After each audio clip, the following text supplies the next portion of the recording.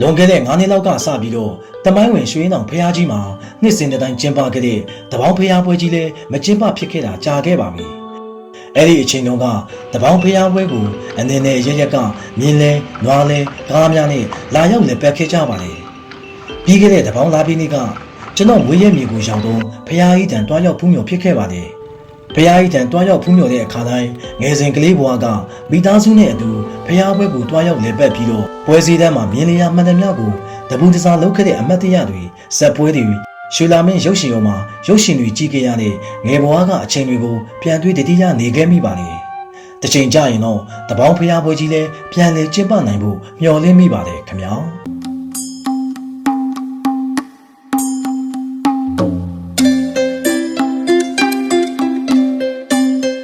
တမိုင်းဝင်ရွှေနောင်ဖျားကြီးကိုမြန်မာနိုင်ငံအလယ်ပိုင်းမကွေးတိုင်းဒေသကြီးတောင်တွင်းကြီးမြို့ဗိုလ်ချုပ်အောင်ဆန်းလမ်းမကြီးရဲ့ဘေးမှာတည်ထားကိုးကွယ်ထားပါတယ်။တမိုင်းမှတ်တမ်းများအရတောင်တွင်းကြီးမြို့ကိုတည်ထောင်ခဲ့တဲ့တာဂလာမင်း50မြောက်ပိတ်ရောင်မင်းလက်ထက်မှာမြတ်စွာဘုရားရှင်ပွင့်တော်မမူမီနှစ်ပေါင်း300ခန့်က